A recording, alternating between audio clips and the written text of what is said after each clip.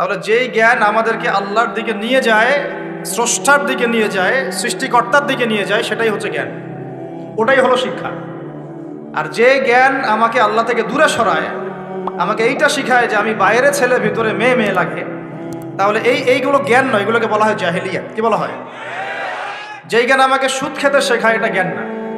যেই জ্ঞান আমাকে ধর্ষণের সেঞ্চুরি করতে শেখায় এটা জ্ঞান না। যেই জ্ঞান আমাকে বিশ্ববিদ্যালয়ে হকি স্টিক নিয়ে মারামারি করতে শেখায় এটা জ্ঞান না। যেই জ্ঞান আমাকে তাগুতের বিধান দ্বারা দেশ চালানোর জ্ঞান শেখায় এটা জ্ঞান না। এগুলোকে বলা হয় এক বাক্যে জাহেলিয়া। কি বলা হয়?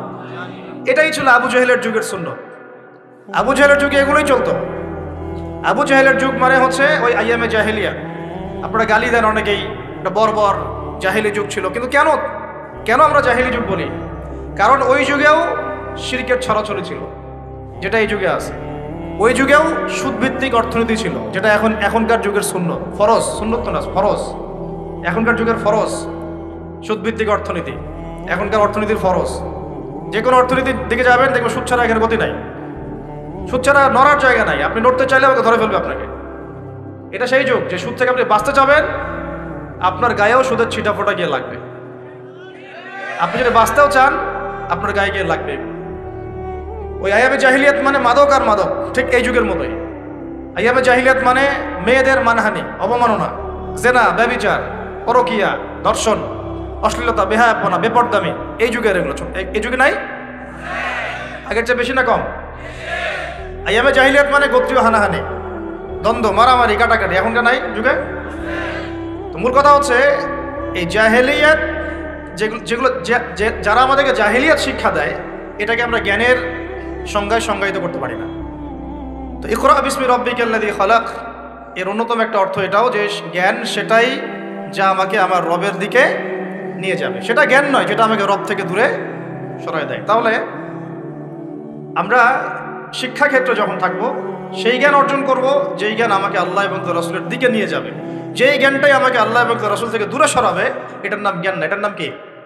জাহেলিয়াত, মূর্খতা। এখন এখানে অনেক কথা, সব কথা মাহফিলে বলা যায় না, লম্বা করা যায় না। মূল কথাটা কি দেখেন, আমরা স্কুল পড়েছি, কলেজ পড়েছি, বিশ্ববিদ্যালয় পড়েছি, মাদ্রাসা পড়ছি, এখন আমরা তালেবে ইলম। এখন কথা হচ্ছে আমরা শরৎচন্দ্র, বঙ্কিমচন্দ্র সব পড়ে ফেলছি, ইংরেজি পড়ে শেষ করে ফেলছি, ফিজিক্স, কেমিস্ট্রি, বায়োলজি পড়ে শেষ করছি, ঠিক আছে? আমরা জিওপলিটিক্স, অর্থনীতি সব পড়ে শেষ করছি। এগুলো আমাদের সিলেবাসে ছিল তাই পড়েছি। কেন পড়েছি? কারণ সিলেবাসে ছিল। না পড়লে কি হবে? পরীক্ষা দিতে পারবো না। পরীক্ষা দিতে না পারলে কি হবে? সার্টিফিকেট আসবে না। সার্টিফিকেট না আসলে চাকরি হবে না। চাকরি না হলে বিয়ে শাদী হবে না। বিয়ে শাদী না হইলে জীবনটা বরবাদ। এই তো আমাদের ফিলোসফি তো এরকম, তাই না? নিজের পায়ে দাঁড়াইতে পারলি না তুই, নিজের পায়ে। এখন এই দুনিয়ার একটা ফিকির দিয়ে, চেতনাটা দিয়ে আমাদেরকে এই 10 থেকে 20 বছর এগুলো পড়তে হলো। আমরা পড়লাম। এখন যদি সিলেবাসের মধ্যে থাকতো নবীর জীবনী সাল্লাল্লাহু আলাইহি ওয়াসাল্লাম, যদি থাকতো কোরআনের তেলাওয়াত, থাকতো আরবি ভাষা, থাকতো কোরআনের তর্জমা, থাকতো নবী সাল্লাল্লাহু আলাইহি ওয়াসাল্লামের অন্তত 1000 হাদিস, অন্তত 1000 হাদিস, থাকতো ইসলামের কিছু ইতিহাস, থাকতো ইসলামী অর্থনীতির কিছু ভিত্তি, থাকতো আকীদা, উসুল এবং ফিকহ। এবং এগুলো না পড়লে আমি পাস করতে পারতাম না, পাস না করলে আমার চাকরি হতো না, চাকরি না হলে আমার নিজের পায়ে দাঁড়াতে পারতাম না। তাহলে এই 16 কোটি মানুষ এগুলো শিখতো না? শিখতো না। বুঝতে পারতেছি শিক্ষানীতির মূল সমস্যা এখানে। এখানে ইসলাম বিবর্জিত একটা শিক্ষা ব্যবস্থা চালু করা হয়েছে। আর কিছু আইওয়াস শোডাউন দেখিয়ে দেওয়া হয়েছে, কিছু কিছু টুকরা টুকরা ইসলাম দিয়ে দেওয়া হয়েছে। এগুলো তো থাকলোই। টুকরা টুকরা ইসলাম তো অনেক দূরের কথা। এই কোরআন রমাদান মাসে নিয়ে যদি আমরা সবাই মসজিদে কোনায় বসে বসে এই কোরআন 30 দিনে 30 খতমও দেই, তবুও ইসরায়েলের কিছুই যায় আসে না। বুঝতে পারি না এই কথা। এই কোরআন নিয়ে যদি সবাই আমরা মসজিদের ভিতরে বসে থাকি, নামাজ পড়ি, তেলাওয়াত করি, তারাবি পড়ি, 30 দিনে 30 খতম দেই, ওই জালেমদের, ওই পশ্চিমাদের, ইসরায়েলের কিচ্ছু যায় আসে না। এমনকি আমাদের সমাজের অভ্যন্তরে যে কাফের, ফাসেক, মুশরিক, মুনাফিক আর মুরতাদরা আছে, ওদেরও কিছু যায় আসে না। কিন্তু কখন যায় আসবে? যদি এই কোরআনের একটা বিধান খালি বাস্তবায়ন করা যাইতো, তাহলে যায় আসতো। রমজানে একটা আওয়াজ যদি কেউ তোলে, রমজানে আমরা চাই, এই রমজানে আমরা চাই অন্তত আল্লাহর কিতাবের অন্তত একটা বিধান সমাজে বাস্তবায়ন হোক। অন্তত একটা বিধান তো আছে এখানে শত শত, কত আছে? শত শত, হাজার হাজার, হাজার হাজার তো পারেন নাই, পারা যায় নাই, পারবেনও না, এটাও জানি। অন্তত একটা করেন, আপনারাই বাছাই করেন কোনটা। না, আমি একটা অপশন দিলাম যে ইসলামী শিক্ষা ব্যবস্থা চালু করা হোক, ইসলামী শিক্ষা ব্যবস্থা চালু করা হোক, ইকরা বিসমি রাব্বিকাল্লাযী খালাক, এর বাস্তবায়ন করা হোক। করা যায় না এটা? এই দাবি কেউ উঠাবে না। আমরা সেই স্তরের মুমিন নাই এখন আর। আমরা তিলাওয়াত করতে যাব, তরজমা পড়তে যাব, কিন্তু এগুলো বলতে যাব না। বলে নিজের কাঁধে বিপদ ডাকার কি দরকার? চেতনা এরকম আমাদের। কিন্তু আপনি সারা জীবন তেলাওয়াত করলে কিছু যায় আসে না। কাফেরদের, ফাসিক, জালেম, মুশরিকদের কিচ্ছু যায় আসে না।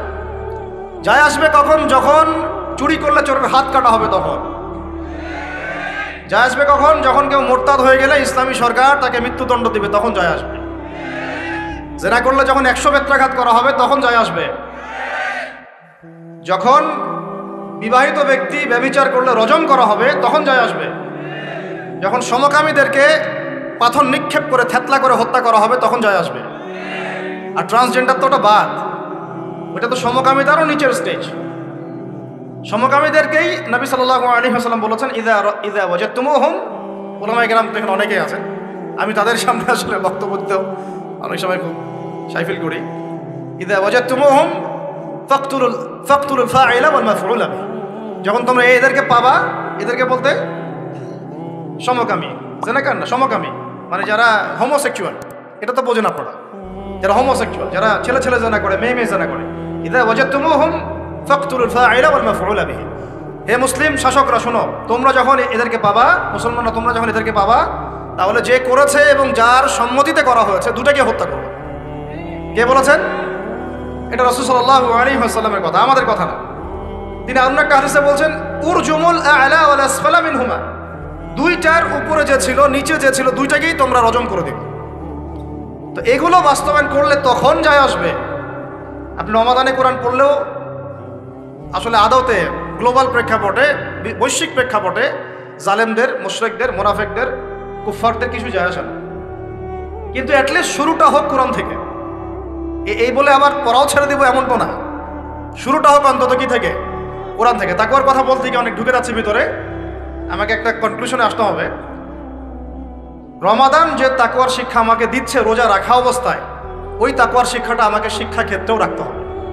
আমাদের বাচ্চাদেরকে, যে বাচ্চাটাকে দেখে মনে পড়লো, আমাদের বাচ্চাদেরকে এমন কোনো শিক্ষায় শিক্ষিত করা যাবে না, একেবারে হারাম করে ফেলতে হবে নিজেদের উপরে। যে এই বাচ্চারা যদি বড় হয়ে বলে, বাবা আমি তো ছেলে না, আমার মনটা মেয়ে মেয়ে করে। কি ভয়ঙ্কর একটা সমাজ সামনে আসতে যাচ্ছে, আপনারা কি কল্পনা করতে পারতেছেন? এটা জাস্ট একটা টোকা দিয়ে দেখলো মুমিনদের ইমানের কি অবস্থা। আকাঙ্ক্ষা কি, এজেন্ডাটা কি? এজেন্ডাটা হচ্ছে বাংলাদেশের মতো কান্ট্রিগুলোতে সমকামিতাকে সরকারিভাবে বৈধ করে ফেলা। এটা হচ্ছে একটা এজেন্ডা। আর এই এজেন্ডা সরকারের না, এই এজেন্ডা হচ্ছে কিছু সুদভিত্তিক এনজিওর। একদম খোলামেলা বললাম আমি। এজেন্ডা হচ্ছে কিছু কিসের? সুদের মহাজনদের। এই কিতাবে আল্লাহ রাব্বুল আলামিন বলেছেন, যে ব্যক্তি সুদ খায় আর যে সুদ ছাড়ে না, সে যেন আল্লাহ এবং তার রাসূলের সাথে যুদ্ধ করছে। নাউযুবিল্লাহ। হাদিসের মধ্যে নবীজি বলছেন, যে ব্যক্তি 1 দিরহাম সুদ খাবে, সে যেন 36 বার জেনা করলো। আর একবার জেনা করলে, এই কিতাবের মধ্যে আছে সূরা নূরের 2-3 নম্বর আয়াতে, 100টা লাঠি, 100 লাখ বেত্রাঘাত, 1 বছরের নির্বাসন একবার করলে কি? যুবক যুবতীরা ভালো করে শোনেন, কারণ আপনাদের তো মানে উঠতি বয়স, পাপ পিছলা এখন বেশি। আল্লাহ রাব্বুল আলামিন এই কিতাবে বলেছেন সূরা নূরের মধ্যে, চোখ তো এমনি নিচু করো, তারপরেও যদি কেউ করে ফেলে, নাউযুবিল্লাহ, 100 বেত্রাঘাত জনসমক্ষে এবং 1 বছরের জন্য এই এলাকা থেকে বের করে দেওয়া। একবার করলে, কয়বার ভাই? আর নবীজি বলছেন যে 1 দিরহাম সুদ যে খায়, সে 36 বার জেনা করলো। কোরআন এক জায়গায়, হাদিস এক জায়গায়, সমাজ এক জায়গায়, বিশ্ব রাষ্ট্র এক জায়গায়। এগুলো লা ইয়াস্তাবিআন, এগুলো কখনো ম্যাচ করে না। এখন কথা জাস্ট বলে দেই, কারণ আল্লাহর কাছে আমাদেরকে দায়মুক্ত হতে হবে, বা অ্যাটলিস্ট ওজোর পেশ করতে হবে যে আল্লাহ পাক আমরা বলেছি, শুনে নাই, মানুষ শুনে নাই, আমরা বলেছি। ওই হাদিসের কিতাবেই আছে, নবী সাল্লাল্লাহু আলাইহি ওয়াসাল্লাম বলেছেন, আপনারা সবাই হাদিসটা জানেন, আমি শুধু মনে করাই দিচ্ছি।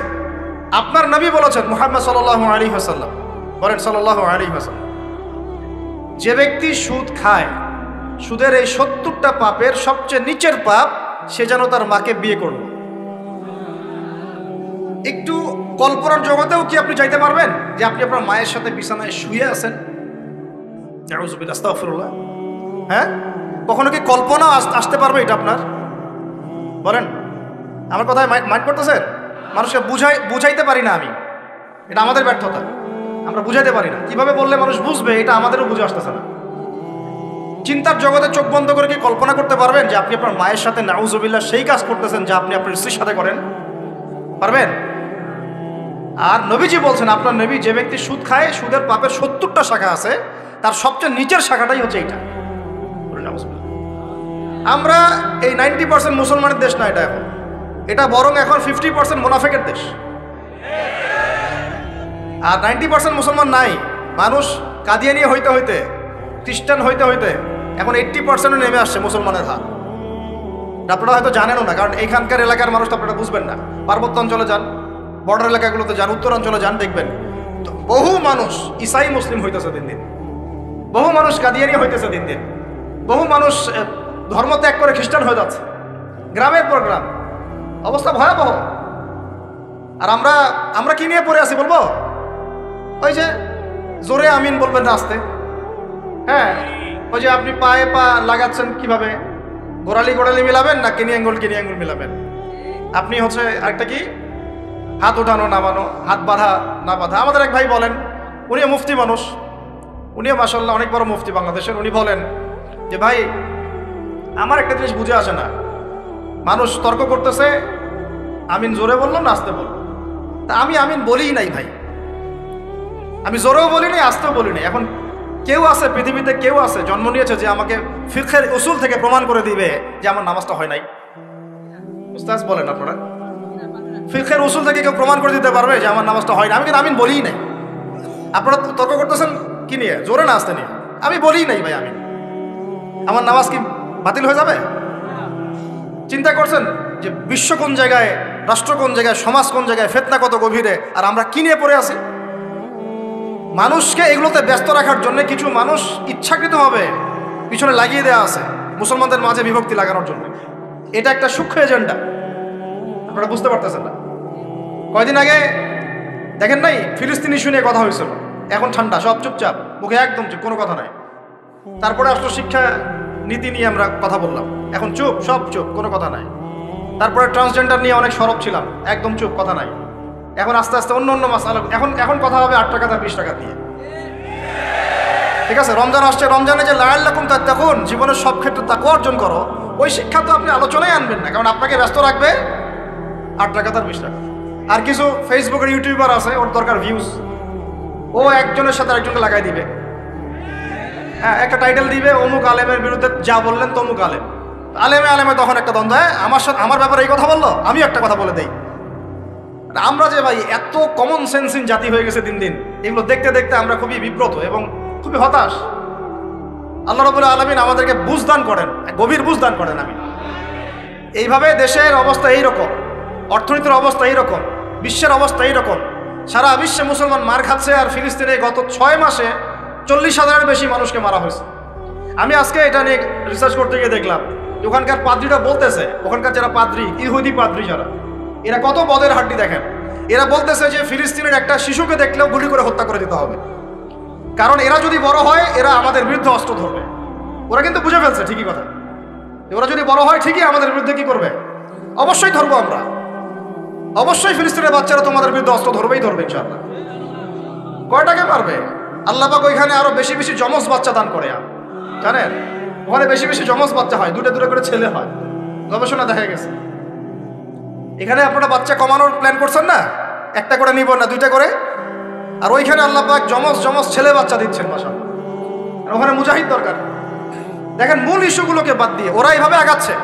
ওরা চায় পুরো হোলি ল্যান্ডটাকে দখল করতে, একদম মুসলমানদেরকে 100% নির্মূল করতে। আর আরবের মুনাফিক রাষ্ট্রগুলোকে তো ওদের তাবেদার বানায় ফেলছেই। ওদের কাজ খ্যাপসা খাওয়া, খ্যাপসা খাবে আর মিটিং ডাকবে আর বলবে কিছু করা দরকার। আমি এগুলো কথা আমার পাগড়ির ওজনে বলতেছি না, কথাগুলো বলতেছে আমি জিওপলিটিক্স জানি বলে, কারণ আমরা এগুলো পড়েছি ইউনিভার্সিটিতে। 10টা মুসলিম কান্ট্রি আছে পৃথিবীতে, বড় বড়, বা বেশি না, 10টার কথা বললাম। এই 10টা কান্ট্রি যদি একসাথে হয়, এদের সামরিক সৈন্যের সংখ্যা, অস্ত্রের সংখ্যা, আপনার ওই রাষ্ট্রে মজুদকৃত গ্যাস এবং তেলের পরিমাণ, জিডিপি, এগুলো ওই পশ্চিমা বিশ্বের 25টা কান্ট্রি একসাথে হইলেও পারবে না। কিন্তু আল্লাহু আকবার, কিন্তু এই 10টা কান্ট্রিকে আপনি একসাথে বসাইতে পারবেন না। এখন পর্যন্ত একসাথে একটা ফোর্স গঠন করতে পারলো না, ইহুদির বিরুদ্ধে কোনো ব্যবস্থা নিতে পারলো না, কোনো চাপ প্রয়োগ করতে পারলো না, ইভেন পণ্যটুকু বয়কট করতে পারলো না, গ্যাস বন্ধ করতে পারলো না, তেল সাপ্লাই বন্ধ করতে পারলো না। এখন পর্যন্ত বাণিজ্য এগুলো সব চলতেই আছে। আর আমরা তো মাশাআল্লাহ পড়ে আছি, বাংলাদেশের মানুষ আমিন, ফাতিহা, সূরা ফাতিহা, আমিন, জানাজার নামাজ, রফুল ইয়াদাইন, পায়পা, আর কি 8 টাকা 20 টাকা। আমাদের তো ভাই দিন এইটুকু, আর এইটুকু ঠিক না হলে আমার আকীদা সহি হচ্ছে না, তাই না বিষয়টা?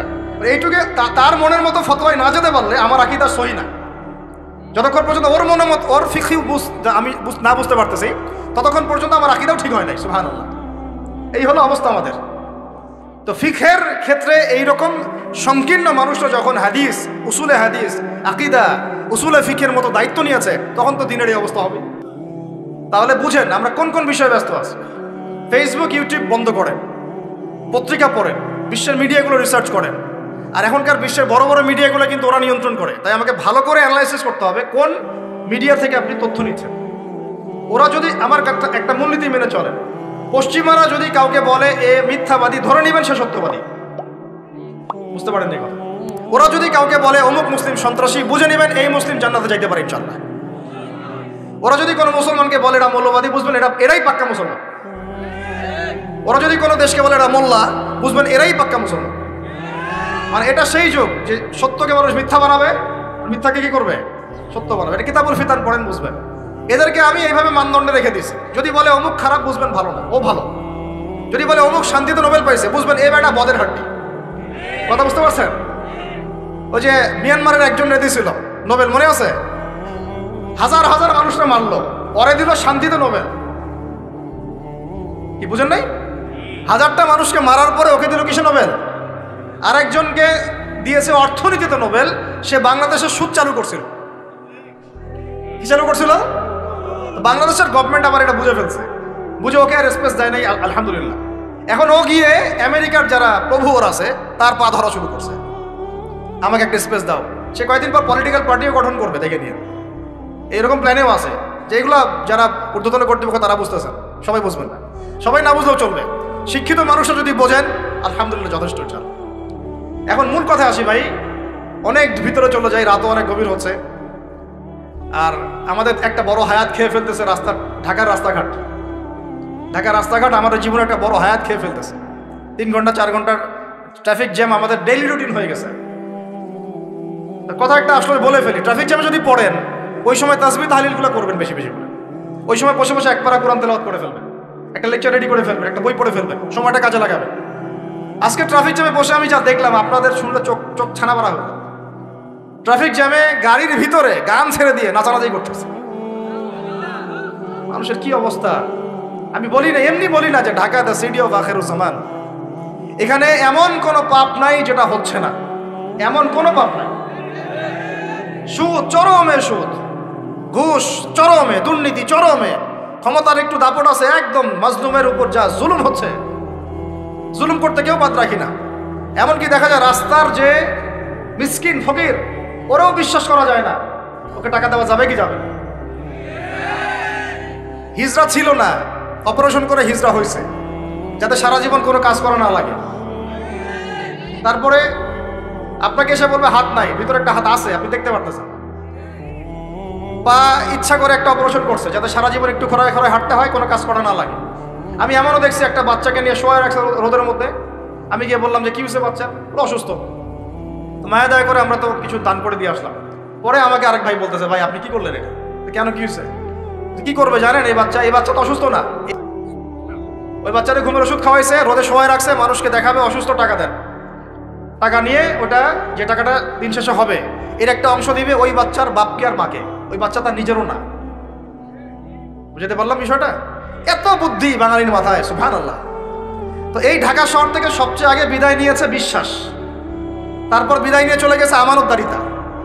উপর থেকে নিচ পর্যন্ত খালি খেয়ানত আর খেয়ানত, যেখানে যাবেন খালি খেয়ানত। এখানে অমুক এতটুকু না দিলে কাজ হয় না, ওই টেবিলের তল দিয়ে এতটুকু না দিলে কাজ হয় না। ফাইল নড়ে না, কাজ হয় না। আর এখানে এইসব জায়গায় এমন কিছু মানুষকে বসানো হয়েছে, সুবহানাল্লাহ, দাড়ি টুপি পাগড়ি জুব্বা দেখলেই ওদের মনে চুলকানি শুরু হয়ে যায়, চুলকানি শুরু হয়ে যায়। আমাদের মতো মানুষদেরকেও দেখা যায়, আমাদের মতো মানুষদের স্ত্রীরা যখন যায় কোনো কাজে, জরুরি কোনো কাজ, তো এনআইডি কার্ড করতে হবে ইত্যাদি ইত্যাদি, মানে পারলে পারলে বোরখাটা খুলে দেখবে কি আছে ভেতরে। এতই তোর এত ছোট লোক, এতই তোর এত ছোট লোক, সুযোগ পাইলে হাতছাড়া করতে চায় না। পরে আমরা যখন গিয়ে চার্জ করি তখন বলে হুজুর ভুল হয়ে গেছে, মাফ করে দেন। মানে মগের মূল্য পাইছে অনেকে, তবে এইসব মগের মূল্য বেশি দিন টিকবে না ইনশাল্লাহ, বেশি না, অপেক্ষা করতে থাকেন। সময় যেভাবে সামনে যাচ্ছে, আল মাহদি আসার সময় হয়ে গেছে ইনশাল্লাহ, বেশি দিন নাই। কতদিন আল্লাহ ভালো জানেন, আমরা বলতে পারবো না, কিন্তু পরিস্থিতি যা বুঝতেছি 100 বছর হয়ে গেছে খেলাফত হারানোর। কত বছর? আর প্রত্যেক 100 বছর পর পর বিশ্বে বড় কিছু হয়। এটা একটা আল্লাহ রাব্বুল আলামিনের দেয়া একটা সুন্নাহ। 100 বছর পর পর বড় কিছু হয়, খেয়াল করে দেখবেন, আপনার ইতিহাস পড়ে দেখবেন। যাই হোক ভাই, অনেক ডিপে না যাই। তাকওয়া শুধুমাত্র আমার রোজা রাখায় না, আমাকে শিক্ষা নীতি যেটা অবলম্বন করবো সেখানেও তাকওয়ার পরিচয় দেওয়া লাগবে। এমন শিক্ষা শিখবো না যে শিক্ষা আমাকে আল্লাহ থেকে দূরে সরায়, নবী থেকে দূরে সরায়। এখানেই কথা বলতে গিয়ে এখানে চলে আসছিলাম যে ভাই, আল্লাহর ওয়াস্তে রোজা রেখে আমরা কেউ সুদ না খাই, রাজি আছেন তো ইনশাআল্লাহ? কোনো দুর্নীতি না করি, কোনো ঘুষ না খাই, কোনো রকমের খারাপ কাজে লিপ্ত না হই, কবিরা গুনাহগুলো ছেড়ে দেই, ফাহেসা কাজগুলো ছেড়ে দেই, যে অনর্থক যেগুলো কাজ এগুলোতে কোনো ফায়দা নেই ছেড়ে দেই। আল্লাহ পাক আমাদেরকে রোজা রাখার মতো রাখার তৌফিক দান করেন। এখন শিক্ষা ক্ষেত্রে আপনি তাকওয়া অবলম্বন করলেন, আল্লাহকে ভয় করলেন, আমি এমন শিক্ষা শিখবো না যেটা আল্লাহ নিষেধ করছেন, নবী নিষেধ করছেন। এখন আপনি চলে গেলেন আপনার এই পারিবারিক জীবন। পারিবারিক জীবনে গিয়ে কি তাকওয়ার পরিচয় দেওয়ার দরকার নাই? নাকি খালি নামাজ, রোজা, হজ, যাকাত আর তাসবিহ তাহলিলের মধ্যেই তাকওয়া, পরিবারের মধ্যে তাকওয়া থাকবে না? তাহলে আমাকে একটা উত্তর দেন যে আমার পরিবারে আমি বাবা, আমার ছেলে নামাজ কেমন করে পড়ে না, কিভাবে? এখানে তাকওয়া থাকলো না থাকলো না? আমার পরিবারে আমি কর্তা, আমার পরিবারের লোকজন নামাজ পড়ে না, তাহলে এটা কি তাকওয়ার পরিচয় হইল? আমার পরিবারে আমি তাহাজ্জুদ গুজার, আর নাউজুবিল্লাহ আমার বোন, আমার মেয়ে বেপরদায় বাইরে চলে, তাকওয়ার পরিচয় হইল? আমার পরিবারে আমি কর্তা, নামাজ পড়ি, রোজা রাখি, মাশাআল্লাহ হজ করছি, আমি মাশাআল্লাহ যাকাতও দেই, উমরাও করি বছর বছর, কিন্তু আমার পরিবারে হারাম টাকা ঢুকতেছে, এটা কি তাকওয়া হইল? আমার পরিবারে সুদ ঢুকতেছে, তাকওয়া হইল? আমার পরিবারে ভিসিআর, সিডি, ডিভিডি, এই যে ইন্টারনেট সেকশন, স্টার জলসা, জি বাংলা, অমুক তমুক সব চলতে আছে, এটা কি তাকওয়ার পরিচয় হইল? আমার পরিবারের মধ্যে আমার ছেলে মেয়েরা কিশোর গ্যাংয়ে যোগ দিচ্ছে, তাকওয়ার পরিচয় হইল? টিকটক জেনারেশন হয়ে গেল, এটা কি তাকওয়ার পরিচয় হইল?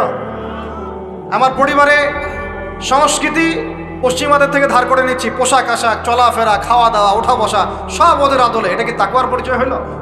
তাহলে আল্লাহর ওয়াস্তে ভাই, লাআল্লাকুম তাত্তাকুন, এটা পরিবারেও বাস্তবায়ন করার চেষ্টা করেন, আল্লাহ পাক তৌফিক দান করেন।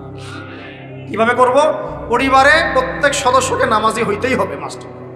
নামাজ নাই ইসলাম নাই, সোজা কথা। নামাজ নাই ওর ভাত বন্ধ, নামাজ নাই ওর খরচাপাতি দেওয়া বন্ধ, নামাজ নাই আমার ছেলের সাথে আমার কোনো সম্পর্ক নাই, নামাজ নাই আমার মেয়ের সাথে আমার কোনো আতাত পীড়িত নাই, নামাজ নাই আমার স্ত্রীর সাথে আমার কোনো ওঠা বসা চলাফেরা নাই। একদম কঠোর হয়ে যান। পরিবার আপনি কর্তা, আপনার এক কথায় পরিবার চলবে, এক কথায় উঠবে, এক কথায় বসবে ইনশাআল্লাহ। পরিবারের কর্তা আপনি, এক কথায় পরিবার উঠবে, এক কথায় বসবে। আমি আমার স্ত্রীকে পর্দায় রাখবো, কোনো মায়ের বেটার ক্ষমতা আছে ওকে বেপর্দায় বাইরে বের করবে? ও যদি বের হয় ওর সাথে আমি সম্পর্কই রাখবো না, তালাক দিয়ে রেখে দিব, শেষ শেষ কথা, খালাস, কুল্লু খালাস, এখানে শেষ। একদম সোজা মাসালা, কোনো দরকার নাই। এগুলো করতে গেলে কি হবে জানেন? লায়ে দিতে দিতে দিতে দিতে একদিন দেখবেন যে পরিবার গেছে আল্লাহর থেকে দূরে চলে গেছে। আপনি আর আমি আল্লাহ না করুক দুনিয়াতে নাই, আপনার জন্য দোয়া করারও কোনো মানুষ নেই, এবং আল্লাহর কাছে আপনাকে তারা হিসেব দেওয়া লাগতেছে। কারণ কু আনফুসাকুম ওয়া আহলিকুম নার, আল্লাহ পাক আগেই বলে দিয়েছেন। সূরা তাহরিম খোলেন, 6 নম্বর একটা পড়েন, আল্লাহ পাক বলছেন ইয়া আইয়ুহাল্লাযীনা আমানু কু আনফুসাকুম, নিজে বাঁচো জাহান্নামের আগুন থেকে, ওয়া আহলিকুম নার, তোমার পরিবারকে জাহান্নামের আগুন থেকে বাঁচো। তাহলে তাকওয়ার শিক্ষাটাকে শুধু এই 24 ঘন্টা রোজার মধ্যেই রাখবো, না আমার শিক্ষা পরিবারের মধ্যেও থাকবে? থাকবে তো ইনশাআল্লাহ? পরিবারের সবাই 5 ওয়াক্ত নামাজি হবে তো ইনশাআল্লাহ? পরিবারে কে বেপরদায় চলবে? কোনো সুযোগ দিবেন? পরিবারে বরং কোরআন শিক্ষা বাধ্যতামূলক করবেন। পরিবারের প্রত্যেক সদস্যের কোরআন শিক্ষা বাধ্যতামূলক। এখানে কি সরকার এসে ধরে নিয়ে যাবে আপনাকে? কে মামলা দিবে? পরিবারে বাধ্যতামূলক, আমার পরিবারের মধ্যে কোনো প্রকার ওই বাহিরের সংস্কৃতি চলবে না, ইসলামী সংস্কৃতি চলবে। আমার পরিবারে কোনো রকম ছিটাফোটাও রিজিক হারাম ঢুকবে না। আমরা পরিবারের মধ্যে কি হারাম ঢুকাবো ভাই? তওবা করা যায় যে আমরা জীবনে কোনোদিন সুদ খাবো না ইনশাআল্লাহ। বিশ্বাস করেন 16 কোটি জনগণ যদি খাস তওবা করে খালি যে আমরা সুদের সাথে কোনো সম্পর্ক রাখবো না, সুদ খাবো না, সুদ দিব না, সুদের সাক্ষীও থাকবো না, সুদ লিখেও রাখবো না। সুদের সাথে সম্পৃক্ত 4 শ্রেণীর মানুষ যাদেরকে আল্লাহর রাসূল সাল্লাল্লাহু আলাইহি ওয়াসাল্লাম লাআনত করেছেন, আমরা এদের সাথে কোনো সম্পর্ক রাখবো না। এইটা যদি মানুষ যদি শপথ করতে পারে, যত রকম সুদী এনজিও আছে লেজ গুটায় পশ্চিমে পালায় যাবে ইনশাআল্লাহ, যেখান থেকে আসছে ওখানে পালায় যাবে। কিন্তু দুর্ভাগ্যজনক হচ্ছে আমরা নিজেরাই এই সুদের সাথে সম্পৃক্ত হয়ে গেছি, ঘরে ঘরে সুদ ঢুকে গেছে, কেউ এটাকে হারাম মনেই করতেছি না। আল্লাহ পাক যেটাকে বলছেন যে যেটা করলে আল্লাহর সাথে যুদ্ধ করা হয়, নবীর সাথে যুদ্ধ করা হয়, আমরা এখন বেশিরভাগ মানুষ আল্লাহর সাথে যুদ্ধ করছি, নবীর সাথে যুদ্ধ করছি। 36 বার করে জেনা করতেছি, 1 দিরহাম সুদ খাওয়ার বদৌলতে মায়ের সাথে জেনা করতেছে। আপনাদেরকে কল্পনা করতে বলছিলাম, কেউ কি কল্পনাও করতে পারবেন মায়ের সাথে কেউ এরকম কাজ করতেছে? নাউযুবিল্লাহ, পারবে বলেন? কিন্তু আমরা এই কাজগুলো করতেছি। সুদ মানেই মায়ের সাথে জেনা করা। যুবক ভাইদেরকে বলতেছি, রিজিক আল্লাহ দিবে ইনশাআল্লাহ। কে দিবে? রিজিকের ফয়সালা জমিনে হয় না, হয় আসমানে। আপনার কয়টা বাচ্চা হবে, কার সাথে আপনার মানে বিবাহ হবে, কত বছর আমরা পৃথিবীতে থাকবো, কি খাবো না খাবো, মানে আমার এলেমও কিন্তু রিজিকের অন্তর্ভুক্ত। দিনের খেদমতে আমরা কতটুকু কি করতে পারবো, সব তাকদিরে লেখা হয়ে গেছে আমাদের সৃষ্টির 50,000 বছর আগে। কত বছর আগে? ব্যাস, এটা দুনিয়াতে রিজিক লেখা হচ্ছে না, আসমানে রিজিক হচ্ছে, আসমানে। এই যে লাইলাতুল কদর আসতেছে, এখানে আবার ভাগ্য নবায়ন হবে, 1 বছরের বাজেট পেশ হবে আর কি। আর লাইলাতুল কদর তো আমরা মার্কেটে শেষ করে দেই, মার্কেটে করি না শেষ দশকে বাইরে যাওয়া একদমই যাবে না। প্রথমের দিকে যাও, টুকটাক যান, শেষ দশকে মসজিদে থাকবেন ইনশাআল্লাহ। বেশি সময় পারলে ইতিকাফ করবো, না পারলেও বেশি সময় মসজিদে থাকবো ইনশাআল্লাহ। আর 21, 23, 25, 27, 29 এই 5টা রাত কমপক্ষে জাগতে হবে ইনশাআল্লাহ। রাজি আছি ইনশাআল্লাহ? প্রিয় ভাইরা, লাআল্লাকুম তাত্তাকুনের শিক্ষা শুধুমাত্র আমার রোজার মধ্যে না, আমার শিক্ষার মধ্যেও থাকবে, আমার পরিবারে থাকবে, আমার অর্থনীতির মধ্যেও থাকবে। এই ব্যবসায়ী ভাইদেরকে সতর্ক করতেছি, শুনেন, ব্যবসা অনেক জটিল, অনেক কঠিন। ইসলাম মেনে ব্যবসা করা অনেক কঠিন। আমরা তো মনে করি যে চাকরি চাইতে দ্রুত মনে একটা ব্যবসা করতে পারলেই আমি সেফ থাকলাম। সৎ ব্যবসায়ী যেমন নবীদের সাথে সিদ্দিকদের সাথে হাসর করবে, সেটা ঠিক আছে। ব্যবসায় তাকওয়া, আমানত, ইনসাফ বজায় রাখাটা এত সহজ না। একটা পণ্য নিয়ে আসছেন, বাজারে বিক্রি করে দিলেন, বললেন যে মাছটা টাটকা, কিন্তু 3 দিনের বাসি ছিল, রিজিকটা আপনার হারাম হয়ে গেল। ফল কিনেছেন, ফরমালিন মারলেন, মায়েরা মানুষকে বিষ খাওয়াইলেন, রিজিকটা হারাম হয়ে গেল। আপনি ওজন করতেছেন, ইচ্ছা করে ফের দিলেন, ঠকালেন, রিজিকটা হারাম হয়ে গেল। আবু হানিফা রাহিমাহুল্লাহ সেই বিখ্যাত ঘটনা আপনারা জানেন কিনা? একটা কাপড়ের মধ্যে খুঁত আছে, এটা সন্দেহ হয়েছিল, সবগুলো কাপড়ই তিনি বেচারা সেল করে দিয়েছেন, রাখেনি নাই, ওটা দিয়ে ক্ষতিপূরণ দিয়ে দিয়েছেন মানুষকে। কে জানে ওই টাকা আবার কোথায় চলে গেল। ওইটার জন্য যদি আমার ইবাদত কবুল না হয়, তাদের চিন্তা এমন ছিল। চিন্তা করেন তো, ব্যবসায়ী ভাইরা কিন্তু আরো বড় ক্ষতির মধ্যে আছেন। যদি মাপে কম দেন, রিজিক হারাম হয়ে যাবে। আল্লাহর কসম করে যদি মিথ্যা কসম করে পণ্য বিক্রি করেন, রিজিক হারাম হয়ে যাবে। যদি সুদি লোন নিয়ে ব্যবসা করেন, রিজিক হারাম হয়ে যাবে। সুদি লোন নিয়ে ব্যবসা করলে রিজিক হারাম হয়ে যাবে। তারপরে যদি মার্কেটে কৃত্রিম সিন্ডিকেট তৈরি করেন, রিজিক হারাম হয়ে যাবে। মার্কেটে একটা প্রাইস আছে ফিক্স করা, এই প্রাইসটাকে সিন্ডিকেট করে বাড়াই দিলেন, রিজিক হারাম হয়ে যাবে। ইচ্ছা করে ফরমালিন মিশাইছেন, হারাম হয়ে গেল। মাপে কম দিলেন, হারাম হয়ে গেল। আল্লাহর নামে মিথ্যা কসম করলেন, হারাম হয়ে গেল। শুধু তাই না, এই ব্যবসায়ীদের, অসাধু ব্যবসায়ীদের কারণে আল্লাহর পক্ষ থেকে ওই জাতির উপর একটা আযাব নেমে আসে। এই আযাবের নাম হচ্ছে দুর্ভিক্ষ। কি আযাব বলেন? দিন দিন আস্তে আস্তে ওইদিকে যাবে, যদি না আমরা সংশোধন হই। আল্লাহ পাক আমাদেরকে সংশোধিত হওয়ার তৌফিক দান করেন। মানে অর্থনৈতিক জীবনে আমার ওই চেতনা থাকা চাই যে আল্লাহ আমাকে দেখছেন, আমি মাপে কম দিতে পারবো না, কারণ আল্লাহ আমাকে দেখছেন। আমি সুদের টাকাটা নিতে পারবো না, পকেটে ঢুকাইতে পারবো না, কারণ বলেন আল্লাহ আমাকে দেখছেন। আমি মানুষকে মিথ্যা কথা বলে এইটা পণ্য বিক্রি করতে পারবো না, কারণ আল্লাহ আমাকে দেখছেন। বাস এই কনসিয়াসনেসটা মানুষের মধ্যে ঢুকানোর জন্যই আল্লাহ পাক এই রমজানের সওমটাকে ফরজ করেছেন। আমি কি বুঝাতে পারতেছি ভাই? আচ্ছা শেষ করে দিচ্ছি, আর লম্বা করবো না বেশি, আর দুটো চারটা পয়েন্ট আলোচনা করে শেষ করি। শুনেন, এবার কয়টা দিক বললাম? ব্যক্তি জীবনে তাকওয়া বজায় রাখবো, বলি আমিন। শিক্ষা জীবনে তাকওয়া বজায় রাখবো, বলি আমিন। পারিবারিক জীবনে আমি আমার তাকওয়া ধরে রাখবো ইনশাল্লাহ, বলি আমিন। অর্থনৈতিক জীবনে আমরা তাকওয়া ধরে রাখবো ইনশাল্লাহ, বলি আমিন। আমাদের আরেকটা জীবন আছে সাংস্কৃতিক জীবন। কি জীবন? এখানে পুরা সব ইহুদি খ্রিস্টান মুশরিকদের সংস্কৃতি দিয়ে আমরা এখন চলতেছি। একটু আমার কথা মন খারাপ করে না, আজকের পর থেকে দাড়িতে হাত লাগাবো না। কেন লাগাবেন না? এটা যদি আপনি এভাবে ছিলে ফেলেন, মনে রাখবেন এটা নবীর সুন্নতকে আপনি জবাই করতেছেন। কি করতেছেন? করবেন না আপনি। এর জন্য আপনার রিজিক বন্ধ হয়ে যাবে না, রিজিক আরো বাড়বে ইনশাআল্লাহ। রিজিক আপনার বস দেয় না, রিজিক আপনার চাকরি ক্ষেত্রের বস দেয় না, রিজিক আপনার ওই এমডি স্যার দেয় না। ওই এমডি স্যারের মতো কোটি কোটি এমডি স্যারকে খাওয়ান আল্লাহ পাক। কথা বুঝতে পারেন নাই?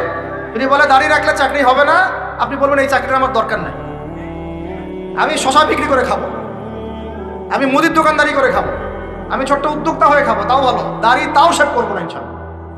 যেটা পারতি কথা, আমি রিজিক আল্লাহ পাক দিবেন ইনশাআল্লাহ। তাওয়াক্কুল করেন, আল্লাহ পাক পাখিদেরকে যেমন করে খাওয়ায় আপনাকে খাওয়াবেন ইনশাআল্লাহ। খাওয়াবেন না ইনশাআল্লাহ? আমাকে বলেন, এই সমুদ্রের নিচে কত প্রাণী আছে কেউ জানে? আচ্ছা, ওদেরকে ঘুষ খাওয়া লাগে, সুদ খাওয়া লাগে, ওদেরকে আল্লাহ বিরোধী করে কাজ করা লাগে? কে রিজিক দেয়? এই জমিনের মধ্যে কত প্রাণী আছে আমরা বাদ দিয়ে, মানুষকে বাদ দেন, অন্য কত মাখলুক আছে, লাখ লাখ কোটি কোটি আছে না? ওরা কি সুদ খায়, ঘুষ খায়, দুর্নীতি করে, মানুষের সম্পদ আত্মসাৎ করে? ওদেরকে কে খাওয়ায়?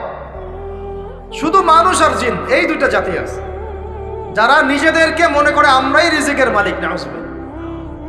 না মনে করলে তো আপনি ভয় করতেন না, আপনি মনে করতেছেন ভিতর থেকে যে আমি যদি এটা রাখি তাহলে আমার চাকরি চলে যাবে গা, আর চাকরি চলে গেলে আমার তো আর বউ বাচ্চা খাইতে পারবে না। মানে বউ বাচ্চার খাওয়ার দায়িত্ব মনে হয় আপনার নিজের। মনে করেন আল্লাহ না করুক, কথার কথা মনে করেন আল্লাহ না করুক যে বাংলাদেশে বড় কিছু হয়ে গেছে, বাংলাদেশ থেকে ধরেন 5 কোটি মানুষ নাই, গায়ে হইতে পারে না? পারে না। ওই যে যারা ওখানে 5 তলা 6 তলায় গিয়েছিল খাবার খাইতে, ওরা কি জানতো যে এরপরে এখানে পুরো মরতে হবে? জানতো? তো হঠাৎ করে আল্লাহর গজব আসতে পারে না? আর গজব ডাকার তো সব পদ্ধতি আমরা এখন অবলম্বন করে ফেলছি। গজব আসে শিরকের কারণে, শিরক দিয়ে ভর্তি হয়ে গেছে। গজব আসে হচ্ছে সুদের কারণে, সুদ দিয়ে ভর্তি হয়ে গেছে। গজব আসে হচ্ছে বেহায়াপনার কারণে, বেলাল্লাপনা, বেহায়াপনা, মানে পর্নোগ্রাফি, জিনা, ব্যভিচার ভর্তি হয় নাই? মেয়েরা ছেলেদের পোশাক পরে হাঁটতেছে রাস্তাঘাটে, ঘুরতেছে না? হায়া লজ্জা সব উঠে গেছে। তারপরে গান বাজনা বাদ্যযন্ত্র, এটা গজব নাজিলের কারণ, বাড়ছে না? কিছু বলতে গেলে আপনাকে শাসাই দিবে উল্টা, আপনাকে শাসাই দিবে, এরকম একটা অবস্থা। তারপর একটা হচ্ছে গজব নাজিল হওয়ার, সেটা মাপে কম দেওয়া, ওই কমে সোহাইবের মতো মানুষের সম্পদ অন্যায়ভাবে ঠকা খাইতো। এগুলো আমরা করি না? মানে শিরক, কুফরি, কেবর, অহংকার, জেনা, ব্যভিচার, মদ পান, সুদ, এগুলো আমাদের মধ্যে ছড়াই গেছে না? যায় নাই? এমনকি সমকামিতাও তো ছড়ায় নাই। এখন আবার লিঙ্গ পরিবর্তন করে মানুষ ট্রান্সজেন্ডার হইতেছে, ইত্যাদি ইত্যাদি, নাউজুবিল্লাহ। আর আল্লাহ পাকের বিধান, কোরআন বাদ দিয়ে তো তাগুতি বিধান চলতেই আছে না? এগুলোতে আল্লাহ পাকের শাস্তি কত কাছে মনে হয় আপনাদের? যে কোনো সময় আসতে পারে না? ওইটাই বলছিলাম, মনে করেন যে বাংলাদেশের 5 কোটি মানুষ নাই, ভূমিকম্পে ধ্বংস হয়ে গেছে, অথবা মনে করেন গজবে ধ্বংস হয়েছে, অথবা অন্য কিছু। আল্লাহ পাক আমাদেরকে মাফ করেন। আমি এখন ওই 5 কোটি মানুষের পরবর্তী প্রজন্ম, মানে বাল বাচ্চা কাচ্চা যারা আছে, এদের জীবন চক্র থেমে যাবে না চলতে থাকবে? বলেন, পৃথিবীর ঘূর্ণন থেমে যাবে না চলতে থাকবে? সময় থেমে যাবে না চলতে থাকবে? তাহলে আমরা কেন চিন্তা করি যে আমরা ছাড়া আমাদের পরিবার চলবে না? হ্যাঁ, আমরা এই হারাম চাকরি না করলে আমার পরিবার খাইতে পারবে না, আমি সুদ না খাইলে আমার পরিবার চলবে না, আমি সমিতিতে নাম না লেখাইলে আমার বাল বাচ্চার বেতন দিতে পারবো না। কেন চিন্তা করি? আমার কথায় কি যুক্তি আছে না? নাই? একটু হলেও তো আছে নাকি? আমরা যদি কেউ না থাকি আমাদের পরিবার চলবে না? চলবে। আমার আব্বা মারা গেছেন আমার বয়স যখন 5.5 কি 6 বছর, আমার ঠিক মনেও নাই স্মৃতিতে, 5.5 কি 6 বছর, এরকম অনেকেই আছেন ছোটবেলায় বাবা। আমাদের নবী সাল্লাল্লাহু আলাইহি ওয়াসাল্লাম তো বাবা জন্মের আগেই ইন্তেকাল করে নাই। তো যখন আমার আব্বাদের জেনারেশন জীবিত ছিল, তখন তারা চিন্তা করতো আমাদের ছেলেরা কিভাবে খাবে, কি পড়বে, কোন বাসায় থাকবে, কি করবে, চিন্তা করতো না? এখন যে আমি ধরেন, এটা কত বছর, 2024, 98, 26 বছর থেকে আমি এতিম অবস্থায় আছি। কত বছর? 26 বছর হয়ে গেছে। 26 বছর আমি চলি নাই, খাই নাই, কাপড় পরি নাই, পড়াশোনা করি নাই, আজকে আপনাদের সামনে বসে আছি না, কার এগুলো? কার দেওয়া? তাহলে আমাদের চিন্তাটা আগে আল্লাহমুখী করতে হবে। রমজান এই চিন্তাগুলো দেওয়ার জন্যই আসে, যে আল্লাহ পাকের আল্লাহ কনসিয়াসনেস, তাকওয়া মনের মধ্যে ঢুকানো, যে আল্লাহ আছেন আমার সাথে, আল্লাহ আমাকে দেখছেন, আমার কথা শুনছেন, আমার জীবনের সবগুলো ডিপার্টমেন্ট আমি আল্লাহ ভীতি দিয়ে ঢেলে সাজাবো ইনশাআল্লাহ। তাহলে আল্লাহ পাক বেহিসাব রিজিক দেবেন ইনশাআল্লাহ, বেহিসাব ইনশাআল্লাহ। তো যেটা বলছিলাম, আর দুটো পয়েন্ট বলে শেষ করতেছি ভাই। আমরা যে সাংস্কৃতিক অঙ্গনে যে যখন যাব, এখানে আল্লাহ ভীতির পরিচয় দেওয়া লাগবে। আমি এমন কোনো সংস্কৃতি ফলো করতে পারবো না যেটা আল্লাহর বিরুদ্ধে যায়, রাসূলের বিরুদ্ধে যায়। সবার আগে নিজের চেহারা ঠিক করেন, কাপড় ঠিক করেন, মাথায় টুপি নিয়ে আসেন, পাগড়ি নিয়ে আসেন, ঢিলাঢালা পোশাক পরেন। আমি বলতেছি না যে আপনার শার্ট প্যান্ট পরে নামাজ হবে না ইত্যাদি, এই মাসালা আমি দিতে যাচ্ছি, এটা অন্য মাসালা, অন্য আলোচনা। কিন্তু আমরা আমাদের নবীর সুন্নত নিয়ে গর্বিত থাকবো। এটা আমার নবীর সুন্নত, আমার নবী মুহাম্মাদের সুন্নত সাল্লাল্লাহু আলাইহি ওয়াসাল্লাম, যার হাতে আমি হাউজে কাউসারের পানি খাইতে চাই, যাকে আমি স্বপ্নে একবার দেখতে চাই। দোয়া করি না আমরা এগুলা? যার রওজার সামনে গেলে আমাদের চোখ দিয়ে ধরধর করে পানি পড়তে থাকে, তিনি ওখানে জীবিত না? আমাদের সালামের উত্তর দেন না? সুবহানাল্লাহ। আমরা কি বলবো আসলে, প্রসঙ্গক্রমে কথা চলে আসে, যেই মানে জমিনে নবী সাল্লাল্লাহু আলাইহি ওয়াসাল্লাম শুয়ে আছেন, সাহাবায়ে আজমাইন শুয়ে আছেন, এখন ওইখানে দেখতেছি যে 70টা সিনেমা হল চালু হয়ে গেল। কি একটা অবস্থা! সুবহানাল্লাহ। আল্লাহর ভয় কোথায় কোথায় চলে গেছে। এবং বলিউড, হলিউড সব সিনেমা হচ্ছে, গান বাজনা হচ্ছে, মানুষ দেখতেছে মদের বার ওপেন করা হচ্ছে, মানে পশ্চিমা আদলে ঢেলে সাজাতে যাচ্ছে সব কিছু। হ্যাঁ, আর এগুলোর বিরুদ্ধে জুলুম করে, ওই মারামারি কাটাকাটি দাঙ্গা হাঙ্গামা করে দখল করতে হবে, জুলুম করে এটা হচ্ছে না সমাজে, হয় নাই? ভূমিদস্যু নাই, হরও দাপট দিয়ে সব দখল করে ফেলতেছে। পরকালের কোনো ভয়ই নাই। আল্লাহ পাক যে কাঁধের মধ্যে 7 তবক জমি চাপাই দিবে, এটা ভয় নাই। মানে মানুষের, আল্লাহ পাক আমাদেরকে হেদায়েত দান করে না, আমিন। মানুষের চিন্তা এখন এমন জায়গায় গেছে, লাস্ট টাইম আমি উত্তরবঙ্গে একটা সফর করেছিলাম, ছেলে পেলে মানুষকে ঠকায় ভিসার প্রতারণা করে মানুষকে মানব পাচার করতেছে। এটা একটা চক্র ধরা পড়ছে। তো এই চক্রের একজনের সাথে আমাদের একদিনই ভাইয়ের কোনোভাবে একটা কথা হয়েছে, দাওয়াত দিচ্ছে, সে মসজিদে নামাজ পড়তে আসছে, জিজ্ঞাসা করছে কি করেন, বলছে আমরা এরকম ভিসা এগুলো ব্যবসা করি। তো বলছে এগুলো তো হারাম। তা আপনাকে আল্লাহকে ভয় করে না, ভয় লাগে না? বুঝছেন কথা? তাদের কথাটা এরকম, আমরা জানি ভাই আমরা জাহান্নামে যাবো না। চিন্তা করছেন কথাটার লেভেলটা কি? আমরা তো জানি ভাই আমরা জাহান্নামে যাবো, মানে মেনেই নিয়েছি আমরা, নাউজুবিল্লাহ। তো এই অবস্থায় চলে আসছে। এইভাবে মানুষের জমি দখল করে হতে পারে একটা পদ্ধতি। 2 হচ্ছে সুদের মাধ্যমে। কিসের মাধ্যমে? সুদের মাধ্যমে। এটা হচ্ছে একদম জাজল্যমান একটা মিসাল হতে পারে এই যুগের জন্য। এর মধ্য দিয়ে নগ্ন পদের, নগ্ন দেহের মানুষরা উঁচু উঁচু বিল্ডিং নির্মাণ করতে পারে। প্রত্যেকটা বড় বড় বিল্ডিং এর পিছনের ইটের পিছনে, প্লাস্টারের পিছনে, একেবারে রডের পিছনে সুদ আছে আর সুদ আছে। এমনকি আমি ধরেন যে একটা জায়গায় ভাড়া থাকি, ফ্ল্যাট নিয়ে একটা ভাড়া থাকি, ওই ভাড়া তো আমাকে দিতে হচ্ছে না। ওই ভাড়া হয়তো দেখা যাবে ফ্ল্যাট মালিকরা যারা আছে ওরা নিয়ে ওদের সুদের লোন শোধ করতেছে। এটা সেই যুগ হয়ে গেল যে আমি সুদ থেকে বাঁচতে চাচ্ছি, কিন্তু কোনো না কোনোভাবে আমিও জড়াই যাচ্ছি। বুঝাতে পারতেছেন মনে হয়? আপনি খাচ্ছেন না, কিন্তু আপনাকে আপনার রিজিককে পুঁজি করে আপনি সমর্থন করতেছেন, বা আপনাকে করতে হচ্ছে, বাধ্য হয়ে যাচ্ছেন আপনি। আর একটা ওয়ে হতে পারে, সেটা হলো একটা কি হতে পারে বলেন? আমি একটা বলে দিলাম, একটা বললাম অন্যায় দুর্নীতির মাধ্যমে, একটা হচ্ছে কি সুদের মাধ্যমে, একটা হচ্ছে জুলুমের মাধ্যমে। কিসের মাধ্যমে? জুলুমের মাধ্যমে অন্যের সম্পদ আত্মসাৎ করে উঁচু উঁচু বিল্ডিং নির্মাণ করা সম্ভব। তাহলে এখন আমাকে বলেন, এই পুরো সিচুয়েশনের মধ্যে আমরা পড়ে আসি না নাই?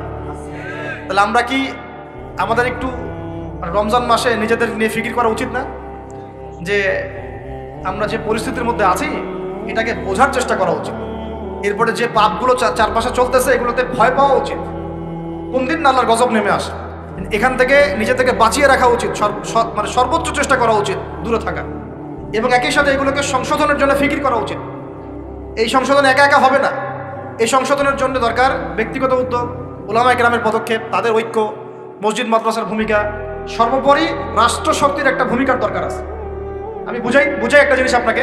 এই যে জুব্বাটা আমি পরে আছি, এটা মনে করেন আপনি হাতে তৈরি করেন, হাতে তৈরি করেন। যে টেইলার আছেন আমাদের, হাতে তৈরি করেন পাঞ্জাবি, আর আপনার একটা জুব্বা তৈরি করার ফ্যাক্টরি আছে, উৎপাদন কোনটার বেশি হবে বলেন? যে হাতে তৈরি করে ও বেশি উৎপাদন করতে পারবে, না যে ফ্যাক্টরি দিয়েছে সে বেশি উৎপাদন করতে পারবে? ইসলামী রাষ্ট্র হচ্ছে এরকম একটা ফ্যাক্টরি, যেটা চাইলে অনেক অনেক বেশি ভালো ভালো প্রোডাক্ট জনগণকে খুব দ্রুত সময় দিতে পারে।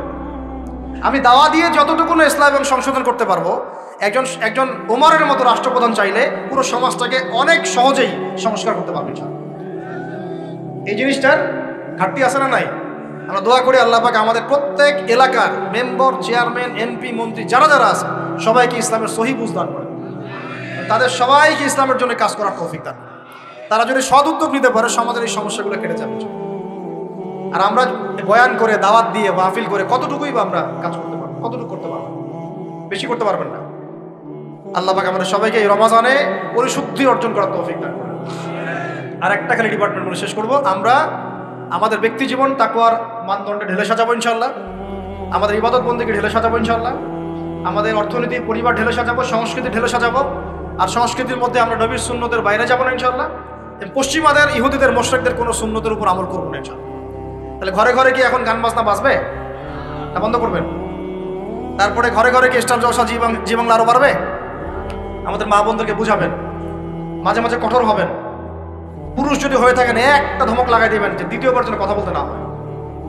পুরুষের মতো পুরুষ হয়ে বাঁচেন। বিশ্বাস করেন, এখন কোন কোন ক্ষেত্রে ছেলেদের আচরণ দেখলে মনে হয় যে তারা মেয়ে হয়ে গেছে, আর মেয়েদের আচরণ দেখলে মনে হয় ওরাই ছেলে মনে হয়। ওদের কথার ভয়েস, গলার ভয়েস, চলার ধরন, দাপট সব ছেলেদের মতো। আর ছেলেটা কি করে জানেন? ফেসবুকে বসে মেয়েদের মতো চুলাচুলি করে, কামড়াকামড়ি করে, কমেন্টে বসে। মাঠে এসে লড়তে পারে না, কিন্তু মাঠে লড়তে পারবে না, সামনাসামনি আসতে পারবে না। ও ফেসবুকে শেষ, ওইখানে একেবারে গালি গালাজ করে ধুয়ে রেখে দিতে চায়। ওই কথাটাই সামনাসামনি বলার মতো বুকের পাঠা নাই। কিন্তু কথা বুঝতে পারছেন? আমাদের ছেলেদের গায়রত, ব্যক্তিত্ব ছেলেদের মতো হওয়া উচিত। পরিবারটা আমরা কন্ট্রোল করবো তো ইনশাল্লাহ। আমার মেয়ে, আমরা বেঁচে থাকতে আমাদের মেয়েরা বেপরদা বাইরে যাবে না ইনশাল্লাহ। আমরা বেঁচে থাকতে আমাদের স্ত্রীরা বাইরে বেপরদা যাবে না ইনশাল্লাহ। পারা যাবে না ইনশাল্লাহ। আর মা এবং বাবাদের প্রতি কঠোর হওয়া যাবে না। অনেক পরিবারে মা বাবা কথা শোনে না, আমরা জানি। তখন তাদেরকে বুঝাতে হবে, দাওয়াত দিতে হবে। তাদেরকে তো আপনি শাসন করতে পারবেন? শাসন করতে পারবেন, বুঝাবেন। সবশেষ কথা হচ্ছে, এই রমাদান আমাদেরকে শিক্ষা দিবে যাতে আমরা ওই তাকওয়া আমাদের রাজনৈতিক জীবনেও বাস্তবায়ন করি। কারণ এটা আপনার জীবনের একটা গুরুত্বপূর্ণ অংশ। আল্লাহ পাক আপনাকে তৌফিক দিয়েছেন, ক্ষমতা দিয়েছেন, আপনি পলিটিক্স করছেন। এখানে কি আল্লাহ ভীতির কোনো জায়গাই নাই? হ্যাঁ, এখানে আল্লাহকে ভয় করার দরকার নাই নাকি এখানে আমি মানুষকে ভয় করবো? কোনটা? আমি কি এখানে চাইলে একটা মানুষের ক্ষতি করে দিতে পারি? একটা মিথ্যা মামলা ধরা দিতে পারি? আমি চাইলে একটা মাজলুমের প্রতি, দুর্বলের প্রতি জুলুম করতে পারি? নাকি আল্লাহ পাক আমাকে যে দায়িত্ব দিয়েছেন এটাকে আল্লাহর পথে কাজে লাগাবো? কোনটা করবো? এটাই হচ্ছে পলিটিক্যাল লাইফ। আপনারা অনেকে বলেন ইসলাম এক জিনিস, পলিটিক্স আরেক জিনিস, অথচ সূরা বাকারার শুরুর দিকে আপনি পাবেন ওয়াইয ক্বালা রাব্বুকা লিল মালায়েকা ইন্নী জাঈলুন ফিল আরদি খলিফা। আদম আলাইহিস সালামকে আল্লাহ পাক দুনিয়াতে পাঠিয়েছেন আল্লাহর কি হিসেবে? খলিফা হিসেবে। খলিফা কে? যে আল্লাহর খেলাফা বাস্তবায়ন করে সে। আল্লাহর খেলাফা কি?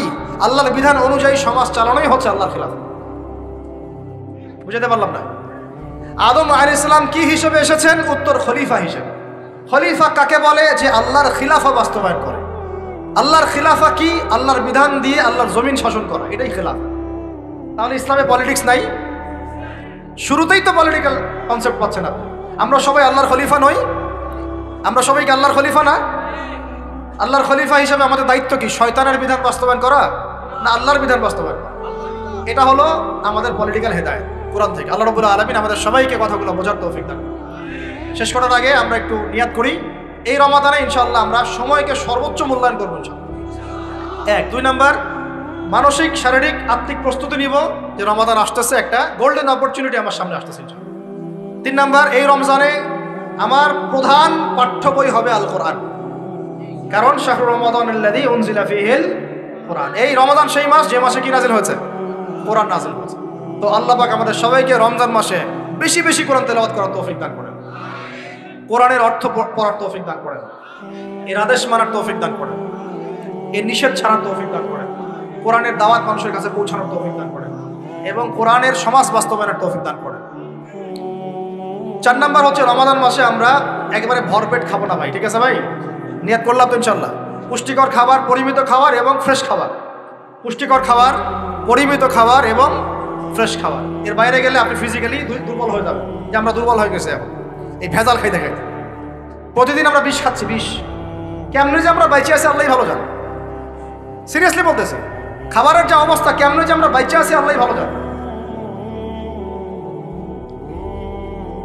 এই অধিদপ্তরগুলো যারা নিয়ন্ত্রণ করেন তারা যদি আইনের সুশাসন নিশ্চিত করতে পারতেন, মোবাইল কোর্ট বসায় বসায় ওমরের মতো শাস্তি দিতে পারতেন, কারো সাহস ছিল না খাবারে ভেজাল ঢুকায়। জাতিকে মেরে ফেলতেছে, তো জাতিকে মেরে ফেলতেছে, ছেলে বাচ্চাদেরকে মেরে ফেলতেছে, বাচ্চাদের ব্রেন ডেভেলপমেন্ট হতে দিচ্ছে না। আমি তো প্যারেন্টিং নিয়ে পড়াশোনা করেছি অনেক, বাচ্চাদের ব্রেন ডেভেলপমেন্ট হতে দিচ্ছে না। খাদ্যে বাচ্চাকে কি কিনে দেন? চিপস কিনে দেন, চকলেট কিনে দেন, এইটা কিনে দেন, সবই বিষাক্ত জিনিস, সব বিষাক্ত। আমরা কি খাই? ফাস্টফুড, পিৎজা, বার্গার, রাস্তাঘাটে সব বিষাক্ত জিনিস। চাল ডাল তেল লবণ যা যা খাচ্ছেন মশলা, এর মধ্যে দেখবেন মিশাই দিছে ইটের গুঁড়া, ভুসি। এটা নিয়ে আমি আলাদিন কথা বলুন ইনশাআল্লাহ, অর্থনীতি নিয়ে। মানে এমন একটা অবস্থা যে নতুন করে ইসলামী অর্থনীতি প্রতিষ্ঠা করতে হবে এখন মনে হচ্ছে। আপনারা ব্যবসা করার নিয়ত করেন, হালাল পণ্যের ব্যবসা করেন, মানুষকে ভালো কিছু খাওয়ান, ভালো কিছু দেন, দেখবেন জাতি বাঁচবে ইনশাআল্লাহ, এবং আপনারও কাস্টমার বাড়বে ইনশাআল্লাহ। কারণ আমরা সবাই ফ্রেশটাই তো চাই, 10 টাকা বেশি দিয়ে হইলেও সেটাই কিনবো ইনশাআল্লাহ।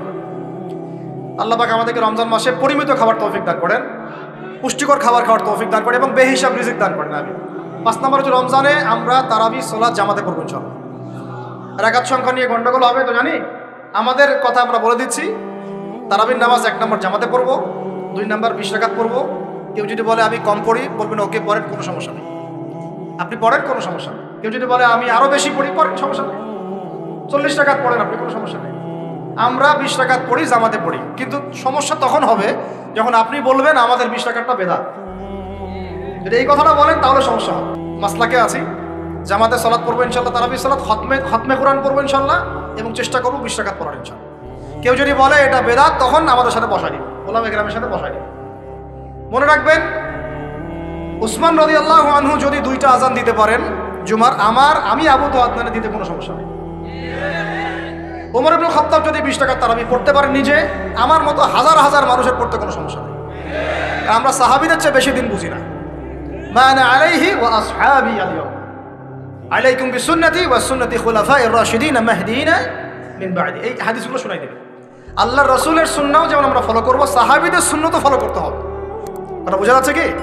সাহাবীরা হচ্ছে মানদণ্ড আমাদেরকে, নবীকে পাওয়ার মানদণ্ড কারা? সাহাবীরা। সোজা কথা, এটা নিয়ে তো বাহাসের কিছু নাই। সাহাবীদেরকে বাদ দিয়ে আপনি নবীকে মানতে পারবেন কিভাবে? বলেন কথা। আব্দুল্লাহ বিন ওমর, আব্দুল্লাহ বিন মাসউদ রাদিয়াল্লাহু আনহুম আজমাইন, আবু বকর, ওমর, ওসমান, আলী রাদিয়াল্লাহু আনহুম আজমাইন, তাদের চেয়ে কি আমরা ইসলাম বেশি বুঝবো? কখনো এটা সম্ভব? তাদের মধ্য দিয়ে আমরা নবী সাল্লাল্লাহু আলাইহি ওয়াসাল্লামকে অনুসরণ করব, বাস, সিম্পল। এটা হলো খায়রুল কুরুন। আল্লাহ পাক আমাদেরকে কথাগুলা দিলের কান দিয়ে বোঝার তৌফিক দান করেন। 6 নম্বর কথা হচ্ছে ভাই, রমজান মাসে বেশি বেশি মানুষকে ইফতার করাবেন। রাজি আছেন তো ইনশাআল্লাহ? 7 নম্বর, রমজান মাসে সমস্ত ফরজিয়াত আদায় করব, স্পেশালি নামাজের সাথে যাকাত। নামাজের সাথে ওই যে ব্যবসায়ীদের কথা তো বলছিলাম, বহু ব্যবসায়ী আছেন আপনারা, মিলসের মালিক, ফ্যাক্টরির মালিক, ইন্ডাস্ট্রির মালিক, যাকাত দেন না। হিসাব করে বের করেন যাকাত কত টাকা। একজনের যাকাত দিয়ে একটা গ্রামের মানুষকে খাওয়ানো যাবে? এই যাকাত না দিয়ে কবরও যায় না আল্লাহর ওয়াস্তে। সাপ ঠকাবে, সাপ। কি ঠকাবে? গলায় যে সাপ পেঁচাই দিবে আল্লাহ পাক। রমাদান মাসে যদি সম্ভব হয়, আল্লাহ পাক যদি সুযোগ দেন, যদি সম্ভব হয়, বাইতুল্লাহ জিয়ারত করে আসতে পারেন, আল্লাহ পাক তৌফিক দান করেন। কারণ এখানে এই রমজান মাসে উমরা করার একটা ব্যাপক ফজিলত আছে। আল্লাহ রাব্বুল আলামিন আমাদের সবাইকে জিয়ারতের তৌফিক দান করেন, এবং যারা এখনো সামর্থ্যবান হন নাই, সামর্থ্য আল্লাহ পাক দান করেন। যারা নিয়াত করেছেন, আল্লাহ পাক তাদেরকে হজ্জে মাবরুর করার তৌফিক দান করেন। আল্লাহ রাব্বুল আলামিন তার ঘরে আমাদের সবাইকে হজ করার তৌফিক দান করেন, এবং হজ করার মতো করার তৌফিক দান। 9 নম্বর হচ্ছে, রমজান মাসে আমরা ফরজের পাশাপাশি নফল, সুন্নত, মুস্তাহাব আমলে গুরুত্ব দিব ইনশাআল্লাহ। শুধু ফরজের উপর থাকবো এটা না, নফল, সুন্নত, মুস্তাহাব বেশি বেশি বাড়াই দেব ইনশাআল্লাহ। প্রত্যেকটা কাজ করার আগে দেখবো সুন্নাহ মাফিক হচ্ছে কিনা। এই কাজগুলো শক্ত করে ধরার জন্য রমজান হচ্ছে শ্রেষ্ঠ মৌসুম। আল্লাহ পাক তৌফিক দান করেন, আমিন। আর শেষ কথা হচ্ছে, রমাদান মাসে রোজা রেখে আমরা যেমন হালাল ছেড়ে দিয়েছি, সারা বছর আল্লাহ পাকের সমস্ত হারাম থেকেও দূরে থাকবো। এটাই রমজানের মূল শিক্ষা। মূল শিক্ষাটা কি জানেন? রমজান মাসে রোজা রেখে যে আমরা হালাল ছেড়ে দিয়েছি, এটা যেন সারা বছর অব্যাহত থাকে, সারা বছর যেন আমরা হারামে লিপ্ত না। রোজা রেখে হালাল ছেড়ে দিয়েছি না, খাওয়া পান করা, স্ত্রী সহবাস ছেড়ে দিয়েছি না, রোজা রেখে হালালও ছেড়ে দিলাম, সেই রোজাদার কি হারামে যেতে পারে? বলেন, সে রোজা থেকে রোজা রেখে তাহলে মেয়ের সাথে কথা বলতে পারে, সুদ খাইতে পারে, ঘুষ খাইতে পারে, জেনা করতে পারে? যেহেতু রোজা রেখে আমরা এগুলো করছি না, এই শিক্ষাটাকে আমরা যেন সারা বছর ধরে রাখতে পারি, আল্লাহ পাক এই তৌফিক আমাদের সবাইকে। রমাদান মাস আসার আগেই সরফে সালেহীন তারা কি করতেন? তারা দুনিয়ার কাজগুলোকে কমিয়ে ফেলতেন। রমাদান মাস আসার আগেই চেষ্টা করা উচিত এক মাসের দুনিয়াবি যে ব্যস্ততা এটাকে কমায় ফেলা। এর জন্যে যদি সম্ভব হয় বড় বড় বাজারগুলো আগে করে ফেলা উচিত, যাতে এক মাস আপনাকে দুনিয়াবি কাজের জন্য খুব বেশি ব্যস্ত হতে না। রমাদান নষ্ট করে দেয় আমাদের দুনিয়াবি ব্যস্ততা, আর লাইলাতুল কদর নষ্ট করে দেয় মহিলারা। কিভাবে? শেষ দশকে বেশি বেশি ইবাদত করার কথা, শেষ দশকে আপনি দেখবেন মার্কেট ভর্তি মহিলা দিয়ে। তো এর জন্য আমরাও দায়ী, কারণ আমরা তাদের হাতে আমাদের উপার্জনগুলো তুলে দেই এবং শেষ দশকে তারা যা ইচ্ছা তাই করে মার্কেটে গিয়ে। তো এই জন্য রমাদান নিয়ে আমার যতগুলো চিন্তা বা লেকচার আছে, এর মধ্যে এটা একটা নতুন একটা বিষয় আমার মাথায় আসছে আলহামদুলিল্লাহ, যে রমাদান আসার আগেই দুনিয়াবি যত ব্যস্ততা এগুলো কমায় ফেলা উচিত। এমনকি ঈদের যে বাজারঘাট, আমরা যে সদাইপাতি বাজারঘাট করি ঈদের, এইটাও যদি সামর্থ্য থাকে তাহলে এখনই করে ফেলা উচিত, যাতে আপনি আমি রমজান মাসে ফারেক থাকি শুধু আল্লাহর ইবাদতের জন্য। আর রমাদান মাস যে ব্যক্তি পেয়েছে কিন্তু গোনা মাফ করাতে পারতেছে না, তার চেয়ে হতভাগা আর কেউ নাই। প্রথমে একটা প্রিপারেশন, মানসিক প্রিপারেশন, যে এই রমাদানে আমি সর্বোচ্চ সময়টা আল্লাহকে দিব। এই রমাদানে যেন আমার এক ওয়াক্ত নামাজও না ছুটে যায়। এরপরে আমি চেষ্টা করব রমাদান মাসে জামাতে নামাজ পড়ার জন্য, যেটা আমরা অনেকে অনেক সময় করি না বা করতে পারি না। আল্লাহ পাক আমাদেরকে করার তৌফিক দান করেন। পাখি যেমন সন্ধ্যাবেলা বাসায় ফেরে, ঠিক এইভাবে রমাদান মাসে আমরা আল্লাহর কাছে ফিরবো ইনশাআল্লাহ। মানে সকালবেলা পাখি বের হয়, সারাদিন কাজকর্ম করে, সন্ধ্যাবেলায় কোথায় ফেরে, এই দৃশ্য আমরা সবাই দেখি। তো রমাদান মাস আসে, বছরে আমরা বিভিন্ন দিকে চলে গেছি। কেউ নামাজ আগে পড়তেন, এখন বেনামাজি হয়ে গেছে। কেউ রমজানে ভালো ছিলেন গত রমজানে, এখন আবার আস্তে আস্তে ইমানের হালত কমে গেছে, আমল কমে গেছে। রমাদান মাসটা আসে যাতে আমরা ওই পাখিদের মতো আবার আল্লাহর কাছে ফিরে আসি। আল্লাহ রাব্বুল আলামিন আমাদের সবাইকে আসন্ন রমাদানের সুস্থতার সাথে এই কাজগুলো করার তৌফিক দান করেন। রমজানের যে মূল শিক্ষা লাআল্লাকুম তাত্তাকুন, এই তাকওয়াকে জীবনের সর্বক্ষেত্রে বাস্তবায়ন করার তৌফিক দান করেন। আল্লাহ পাক উলামায়ে কেরামদেরকে দীর্ঘ নেখায় দারাজ করেন এবং আমাদের জাতির মধ্যে আল্লাহ পাক শান্তি শৃঙ্খলা দান করেন। আল্লাহ পাক আমাদেরকে ওমরের মতো শাসক দান করেন। আল্লাহ পাক আমাদের ব্যবসায়ীদের মধ্যে সৎ ব্যবসায়ী দান করেন। আল্লাহ পাক আমাদেরকে ইসলামী সংস্কৃতি মেনে চলার তৌফিক দান করেন। প্রত্যেকটা পরিবারকে আল্লাহ পাক জান্নাতি পরিবার বানায় দেন। আল্লাহ পাক আমাদের শিক্ষা ক্ষেত্রে আমাদের যে সমস্যাগুলো হচ্ছে এগুলোকে সমাধান করার তৌফিক দান করেন এবং কোরআন এবং সুন্নাহ ভিত্তিক শিক্ষা অর্জন করার তৌফিক দান করেন। সর্বোপরি রমাদান মাস যে বার্তা নিয়ে আসে, আত্মশুদ্ধির বার্তা, এই আত্মশুদ্ধি যেন আমরা সবাই রমজান মাসে অর্জন করতে পারি এবং সারা বছর ধরে রাখতে পারি। আল্লাহ পাক সেই তৌফিক আমাদের সবাইকে দান করেন। আমিন। আকুলু কওলি হাযা আস্তাগফিরুল্লাহ লি ওয়া লাকুম ওয়া লিসাইরিল মুসলিমিন।